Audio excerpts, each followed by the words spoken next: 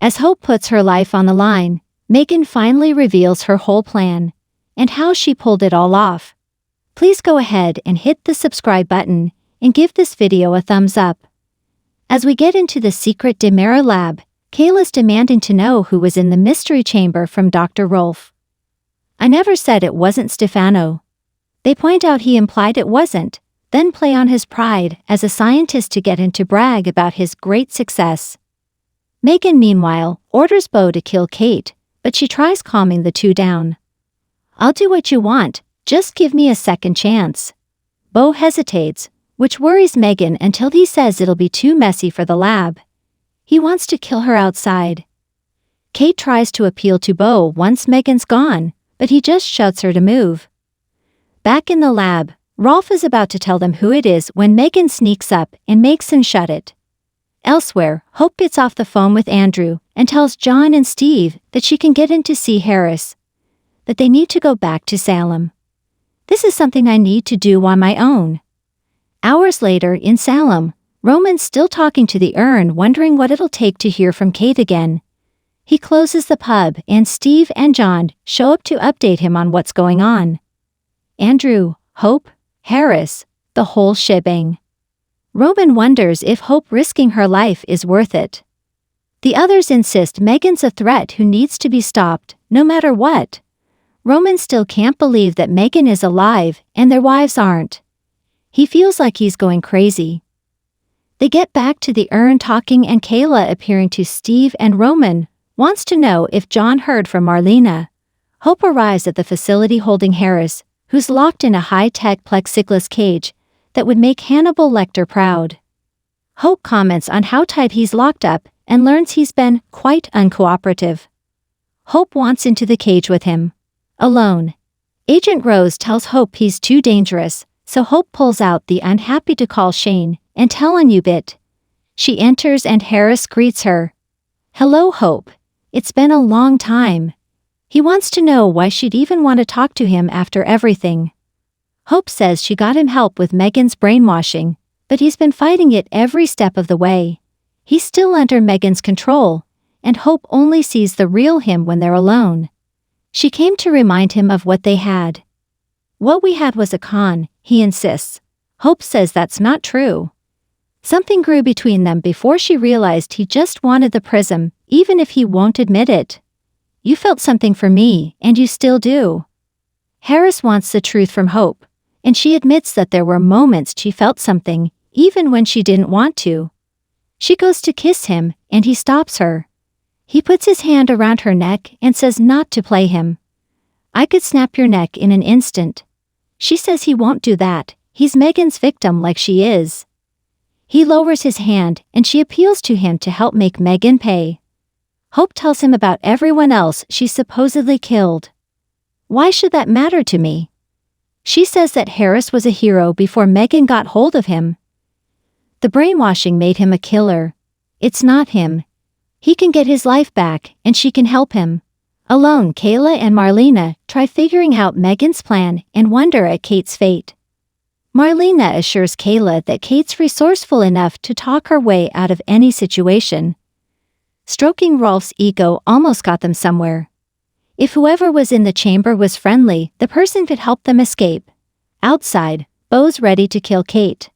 Nothing's getting through to Bo, so Kate tries telling him to think of Hope. Bo points out that she's his ex-wife, while Kate tells him she's still his one true love. Bo could care less, so Kate offers him her wedding ring, asking him to return it to Roman. Bo mentions they'd split and Kate recounts their reunion, her death, her showing up here. Kate says she, Bo and Roman are all survivors. Roman loves her, and if Bo kills her, does Bo really want his friend to be devastated? Bo points out that Roman already thinks she's dead, so what difference does it make? Kate says the truth always comes out and she thinks she struck a chord in Bo, then starts listing through the family who would be devastated, bringing up Bo's daughter, Chelsea. A parent's love for their child is unshakable. You are not going to break Chelsea's heart by killing her grandmother. You are not going to pull that trigger. He tells her his relationship with Chelsea is complicated. She killed one of his kids. Kate says he got over it, He loves her, he loves all his kids, and they're all happy now. Everyone is, except for Hope. Rolf cleans up the broken vial and suggests to Megan that it was short-sighted to order Bo to kill Kate. She snaps at Rolf to get to work at remaking the serum. She's tired of waiting. We flash back to July and Bo waking up to a jubilant Megan. "Bo, my love. It's me, Megan, my darling." She asks him to speak, and he asks, "Where's Hope?" Flash forward a bit to Bo demanding to be let out so he can find Hope. Outside his door, Rolf arrives, upset to be taken from Stefan, and Megan demands that he cure Bo of Hope Brady. In the present, Rolf says he did what she wanted, but Megan says it didn't turn out as she expected. We flash back to September now, with Bo waking up with his head bandaged. Megan tells him he's been through a procedure on your brain. She holds up a photo of Hope and he crumples it up. Megan giggles. Later, she shows him their yearbook when they were voted best couple, and Bo's unimpressed. Back in the present, Megan laments that he no longer wanted Hope and he was loyal, but the spark between us was gone. Rolf warned her that he couldn't create romantic feelings out of nothing, and Megan says his new serum better work. If it does, Rolf says they can go back and start at the beginning. Now we go to November, and Megan explaining to Rolf that the spark between her and Bo is gone. She mentions the orchid with magical healing properties. She wonders if he can use it to help her and Bo to turn back time and reverse the aging process. She and Bo can be high school sweethearts again.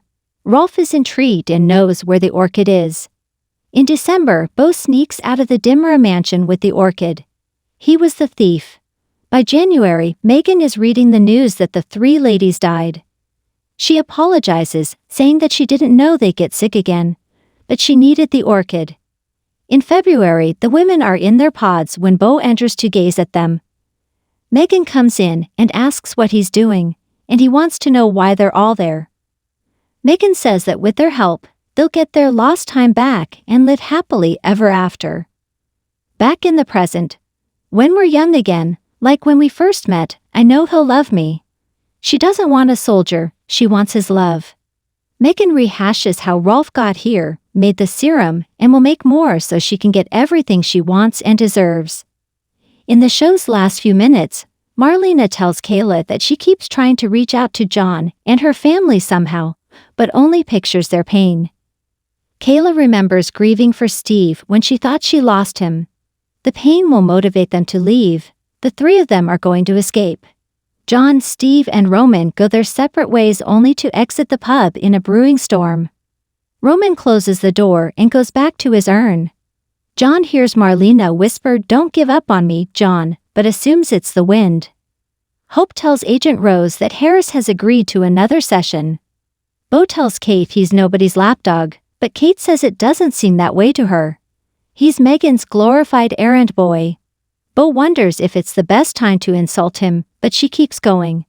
Where is Rebel Bo, who would have come in and blown it all up? That Bo Brady would think this one is disgusting. Kate says if Bo really wants her dead, pull that trigger, shoot me.